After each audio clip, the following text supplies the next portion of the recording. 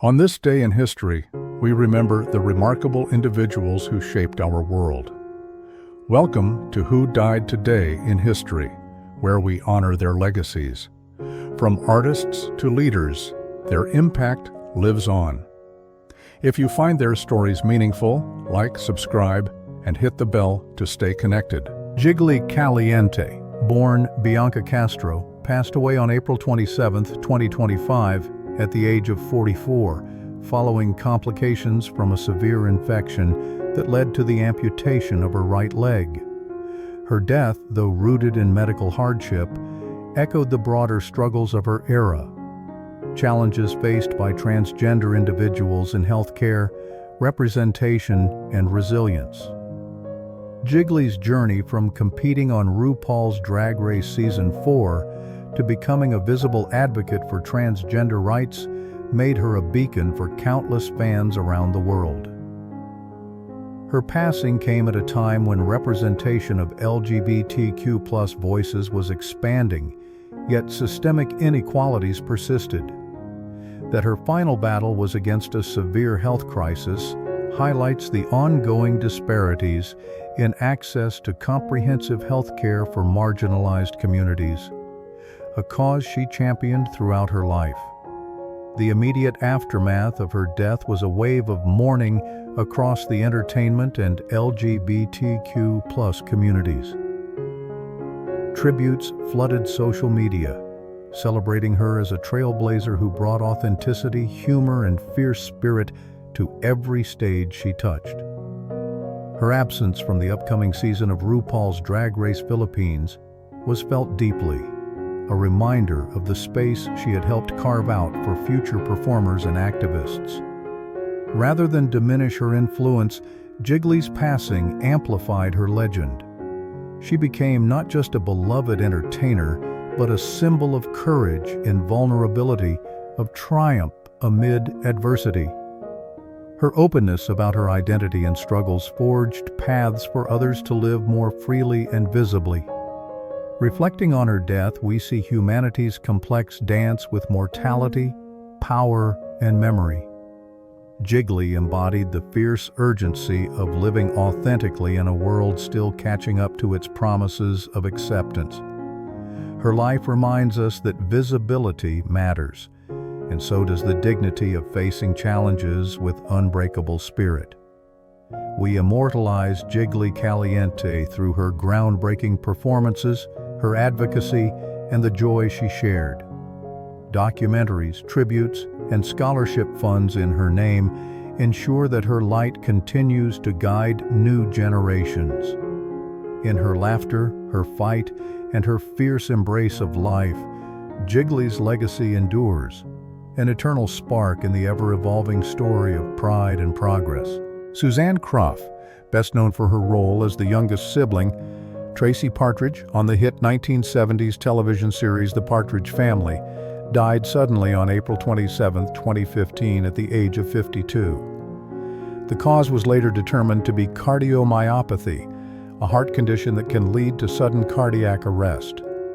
Her death, though natural, carried a poignant reflection of an era when child stardom was often both a blessing and a burden, highlighting the complex legacy of early fame in American entertainment culture.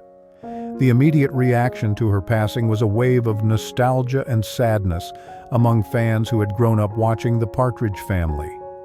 Cast members, including former co-stars Shirley Jones and Danny Bonaduce, publicly mourned her loss, recalling her sweet nature and dedication to her family after leaving Hollywood. Although Cruff had largely stepped away from acting after her childhood fame, her death reignited interest in the show's enduring impact on American pop culture. Suzanne Cruff's career mirrored the values and challenges of her era. In the 1970s, television celebrated wholesome, musically inclined families, offering viewers a comforting escape from the social upheavals of the previous decade. However, the fleeting nature of child celebrity status was a quiet undercurrent. Many young stars struggled to find stable careers afterward, a theme Cruff lived personally as she transitioned to a private life, managing a bookstore and raising a family. Her untimely death served as a somber reminder of the health struggles that often remain hidden behind the public's lingering image of childhood innocence. Though she did not radically shift the course of history, Suzanne Cruff remains immortalized through reruns, nostalgic retrospectives, and the collective memory of a simpler television era. In the decades since, the Partridge Family has been celebrated in documentaries and tribute specials, preserving her contributions in the cultural archive. Cruff's life and passing illustrate humanity's desire to hold on to the joy and simplicity of youth, even as time reminds us of our shared fragility. Through art, reruns, and remembrance, we honor figures like her, whose brief time in the spotlight continues to brighten the memories of generations. Jerry Springer, the former mayor-turned-television host who became synonymous with outrageous daytime TV, died on April 27, 2023, at the age of 79. His death, caused by pancreatic cancer, was natural, yet profoundly symbolic. Springer's passing marked the end of a chapter in American media culture, a culture he helped define, and one that reflected society's growing appetite for sensationalism and raw emotional exposure during the late 20th century. Springer first rose to political prominence as the mayor of Cincinnati in the 1970s, but it was his eponymous talk show, The Jerry Springer Show, launched in 1991, that catapulted him into international fame. His show, often showcasing public confrontations, personal scandals, and shocking confessions, mirrored the societal shift toward a media landscape increasingly focused on spectacle over substance. His death prompted a mix of reflection and controversy. While some mourned a pioneering entertainer, others debated the cultural impact of his work. The immediate consequence of his passing was a renewed national conversation about the evolution of television and public discourse. Springer's show had been criticized for lowering standards of civility, yet it undeniably gave voice, albeit a sensationalized one, to ordinary people rarely seen on television. His death underscored the enduring question of whether media reflects society's values or shapes them. In many ways, Springer's career amplified his legend more after his passing. Tributes poured in from former colleagues, fans, and critics alike, painting a portrait of a man who was far more nuanced than his television persona suggested. Behind the scenes, Springer was often described as kind, self-aware, and keenly conscious of the contradictions in his career trajectory. Jerry Springer's life and death reveal humanity's complicated relationship with mortality, power, and memory. In death, like many public figures, he was reinterpreted, viewed both as a product of his time and as a creator of new cultural norms. Through television reruns, academic studies, and even parodies in popular culture, Springer remains immortalized as a symbol of an era when reality TV began blurring the lines between private pain and public entertainment. Ultimately, Jerry Springer's story reminds us how cultural figures become enduring mirrors of the societies that produce them, flawed, fascinating, and unforgettable. Marian Mercer, the talented actress known for her sharp comedic timing and memorable performances in television series like It's a Living and Broadway productions such as Promises, died on April 27, 2011, at the age of 75. Her death, attributed to complications from Alzheimer's disease, was a natural passing but deeply poignant, reflecting the challenges of aging and memory loss in an era increasingly aware of neurodegenerative diseases. Mercer's passing came quietly compared to the splashy headlines often surrounding celebrity deaths, yet it struck a chord with those who remembered the golden era of sitcoms and the energy of 1970s and 1980s television. Immediately following her death, tributes from the theater and television communities highlighted her elegance, wit, and pioneering work as a strong, funny female presence at a time when television was gradually expanding roles for women. Her death mirrored broader societal shifts.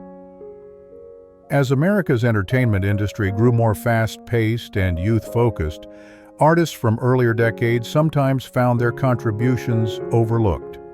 Yet Marian Mercer's career underscored the 1970s push toward more independent and career-minded female characters, aligning with the growing women's liberation movement. In shows like It's a Living, Mercer portrayed characters who were ambitious and unapologetically self-assured, a subtle but important reflection of evolving gender roles in American society. Although her passing did not dramatically alter history's course, it helped shine a light on the quiet influence she and her contemporaries had on reshaping women's roles in popular media. Her work continues to be recognized through syndication, theatrical archives, and affectionate remembrances in television retrospectives. Mercer's death invites reflection on humanity's relationship with mortality and memory. Alzheimer's disease, which robs individuals of their very selves, stands in tragic contrast to Mercer's vivid stage and screen personas. Yet, through art and performance, memory is preserved. Mercer remains immortal through recorded performances, theatrical history, and the ongoing conversation about the roles she helped redefine. By revisiting her work in literature, documentaries, and theater history, we keep Marian Mercer's contributions alive, reminding us that true impact often comes not from grand gestures, but from consistent, heartfelt dedication to one's craft. Frankie Manning, the legendary dancer, choreographer, and ambassador of swing, passed away on April 27, 2009, at the age of 94. His death from complications of pneumonia was natural and came just a month shy of his 95th birthday celebration.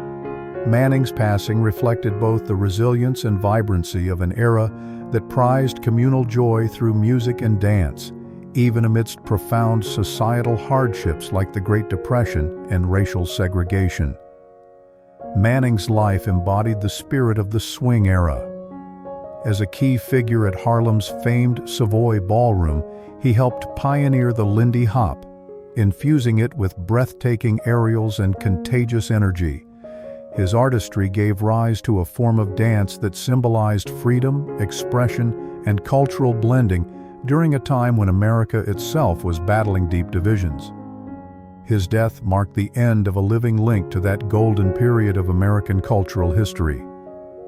The immediate consequence of Manning's passing was a global outpouring of grief and celebration from the swing dance community. Festivals, tributes, and dance jams were held in his honor, reaffirming his role as a bridge between generations.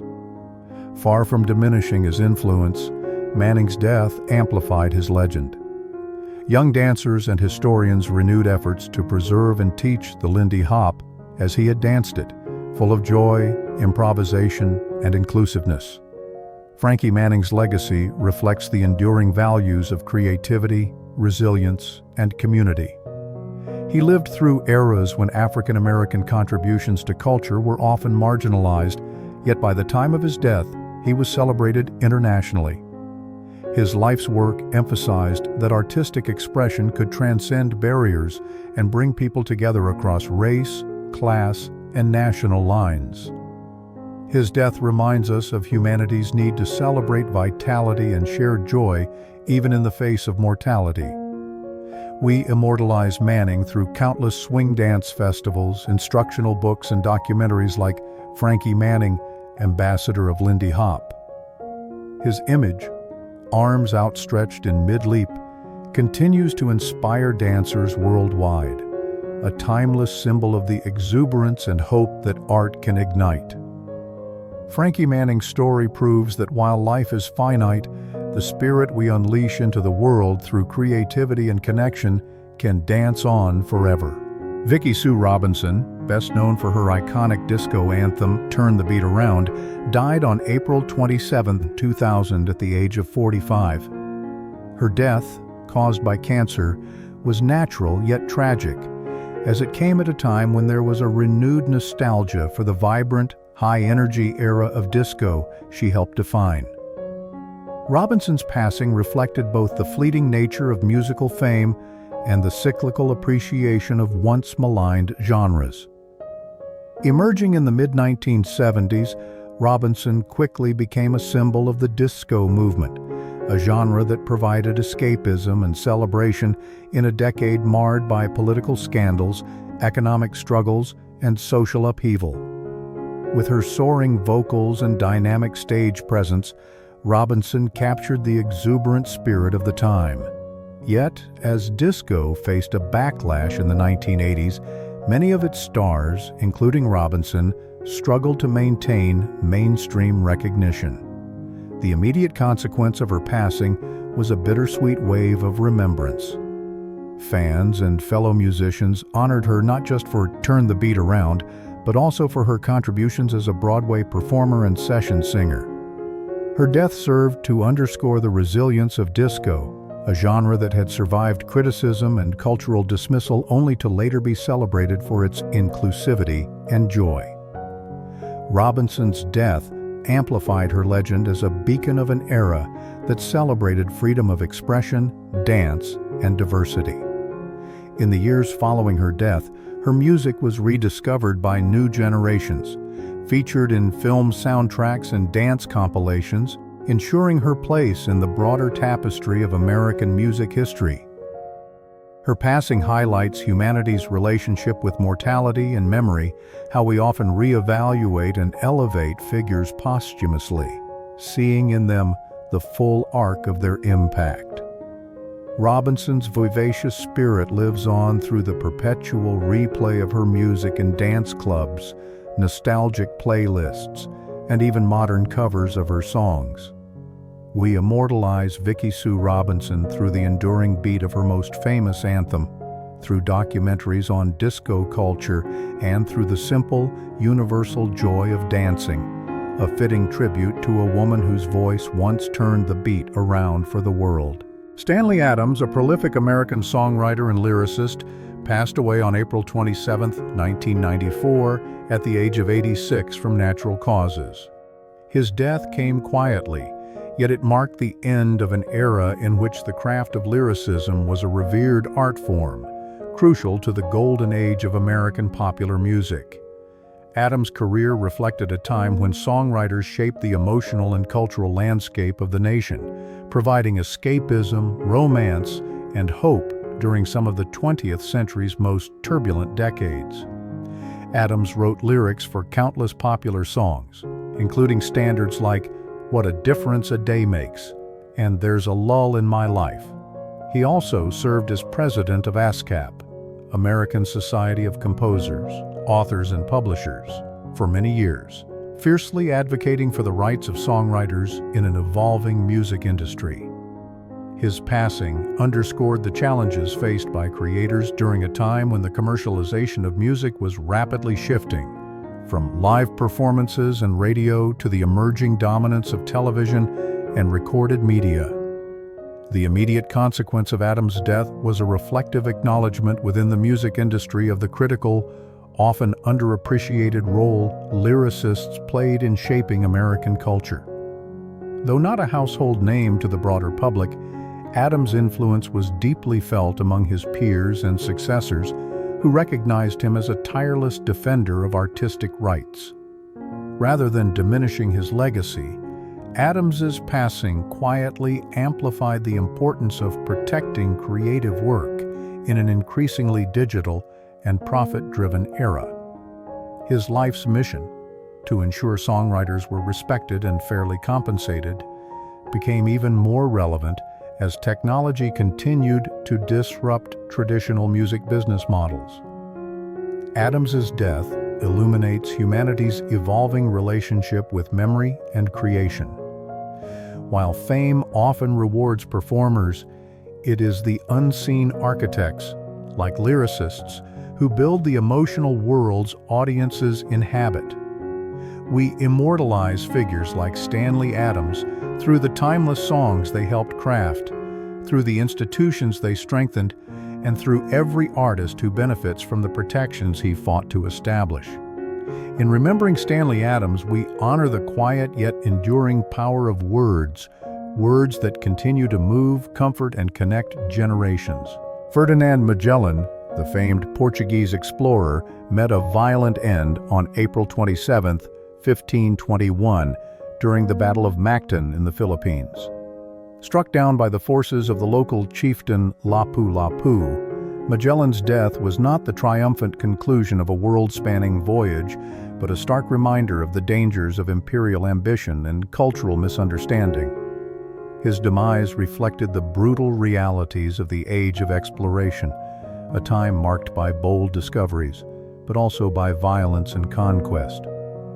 Magellan had set out under the Spanish crown to find a western sea route to the Spice Islands.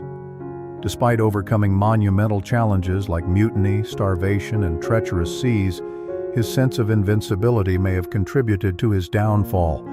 In Mactan, he sought to enforce the Spanish king's authority with a small band of men, underestimating the resistance he would face. His death in battle, pierced by spears and overwhelmed, was a vivid reversal of the narrative of European superiority that had driven much of the exploration era. The immediate consequence of Magellan's death was uncertainty and chaos among his expedition. Yet remarkably, his remaining crew, under Juan Sebastián Elcano, completed the first circumnavigation of the globe in 1522. Though Magellan did not live to see the mission's success, his name became forever associated with one of humanity's greatest maritime achievements. Magellan's death amplified his legend. Instead of tarnishing his reputation, it added a layer of tragic heroism to his story. In Europe, he was celebrated as a visionary who pushed the limits of the known world, even at the cost of his life. His expedition reshaped global trade routes, influenced colonial policies, and forever changed the map of the world. Reflecting on Magellan's death, we confront humanity's complex relationship with mortality, power, and memory. Exploration promised glory, but often brought violence. Ambition opened new worlds, but at profound costs. We immortalize Magellan through countless books, maps, statues, and the enduring naming of the Strait of Magellan at the tip of South America, a testament to the indomitable and sometimes tragic spirit of discovery.